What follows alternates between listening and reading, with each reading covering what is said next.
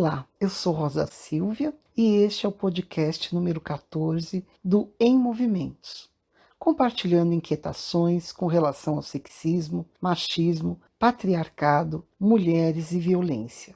Ao mesmo tempo, apresenta proposições que se constituem como gestos para fazer frente às realidades extremas e tão desiguais em que estamos vivendo atualmente e cujas mudanças são tão urgentes. Temos conosco a artista da dança Isabel Marques, mestre em dança e doutora em educação, que revela nos seus trajetos dançantes e poéticos as militâncias pela arte e educação e pela dança, como linguagem para todos os corpos, nos currículos e na cidade. Olá, em primeiro lugar, obrigada Márcia Gobi pelo convite para estar nesse podcast com vocês e parabéns por esse lindo projeto. Aqui é Isabel Marques, artista docente da dança. Faz 30 anos que eu trabalho nessa interface entre a dança e o ensino, principalmente com professoras, mulheres das escolas públicas.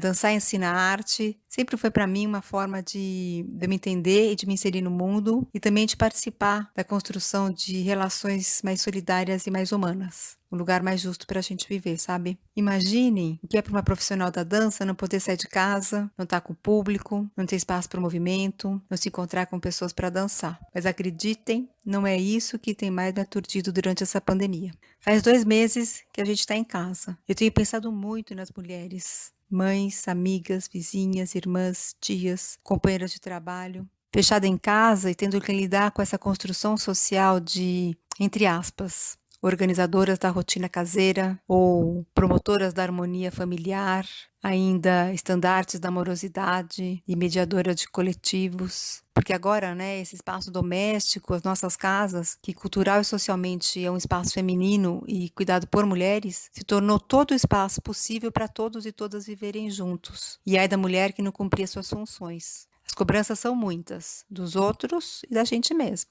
Para muitas mulheres, esse movimento da sociedade de volta para o doméstico pode ser ainda pior. Pior, digo assim, mais duro, porque a gente pode falhar, muito entre aspas, ao cumprir as expectativas sociais de ser uma boa mãe, uma esposa ideal, uma dona de casa impecável. O confinamento familiar faz também aparecer tudo que talvez a gente não seja e tudo que a gente não saiba fazer. Eles não voltam para aquilo que não nos preparamos, ou não queremos, ou não aceitamos em relação justamente a ser mãe, esposa, dona de casa. Coisas para a gente ir digerindo. Mas não é à toa que a violência doméstica cresceu 50% nos últimos 2 meses de pandemia. Muitas mulheres, crianças, pessoas mais velhas estão confinadas com seus agressores. Ou seja, aquilo que não era bom, em muitas casas, pode ter ficado pior. Onde colocar esses corpos cheios de energia, tristeza, amor, ansiedade, expectativa, frustração, libido, vida, medo?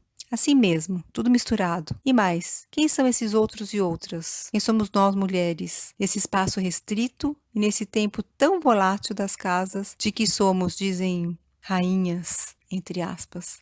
Mais uma vez a pandemia tem servido como uma lente de aumento, né? Como em tantas situações, a falta de espaço para as crianças brincarem, por exemplo, esse tempo de distanciamento social só nos faz ver e sentir de forma mais ampliada como são, ou sempre foram talvez, os nossos lares, com quem nos importamos de fato e quem se importa com a gente. Quem somos como humanidade quando se instaura o caos, porque o estigma e o preconceito, a intolerância, só estão mais visíveis. Eles sempre existiram. Então, onde fica a dança em tudo isso, né? Comecei falando que a dança é a minha profissão e também como a maioria das pessoas me conhece. Disse que a dança tem um potencial enorme para gerar outras redes de relações do mundo em que vivemos. Então eu vou tentar juntar tudo isso: pandemia, mulheres, corpos, violência doméstica e arte. E ainda não falei da fome. Em geral, são as mulheres que sustentam redes solidárias nesse tempo de dor, de morte, de descaso político pela vida humana. E quantas mães, esposas, irmãs, amigas e companheiras estão passando fome, sem saber como acolher as suas relações mais profundas. Isso é no mínimo indigno. Isso é indecente. Diante da fome, da agressão e da pandemia, de que vale a dança? De que vale a arte? Principalmente em relação às mulheres em suas casas. Muitas delas estão envergonhadas por terem sido agredidas, outras estão sem saber o que fazer ou ainda sem saber reconhecer de fato de que estão sendo vítimas de agressão. E isso não depende de classe social, idade ou território. A agressão à mulher, e aqui vamos incluir as mulheres trans, não tem tido limites nesse mundo técnico-patriarcal neoliberal. A gente tem aprendido que pequenos atos importam, porque a despeito do que dizem os nossos governantes, cada vida importa sim. Nossa capacidade de sairmos das nossas bolhas está sendo convocada. Direto ao ponto, gente, a humanidade clama por nossa humanidade. Diante da fome, pensamos o óbvio, fazer chegar comida a quem precisa, e com urgência. Isso é digno e isso é importante. Mas e diante da agressão? Por que não a arte? Essa arte que encanta e que critica, que imagina e cutuca, que embeleza e transforma. Foi por isso que nós lançamos pelo Instituto Caleidos, que eu dirijo com o Fábio Brasil, uma campanha de arrecadação de cestas básicas. Essa campanha chama Comida e Arte, porque são indispensáveis. Nessas cestas, a gente vai entregar às comunidades e escolas públicas da Zona Leste de São Paulo. Vamos colocar o envelope com cartões artísticos tematizando a violência doméstica. Na frente, imagem de mulheres da artista Hanna Lucatelli e atrás, poemas de Fábio Brasil, que foram especialmente feitos para essa campanha. Esses poemas conversam com mulheres sobre a violência doméstica, no sentido de trazer informação, alerta, conforto e ações possíveis.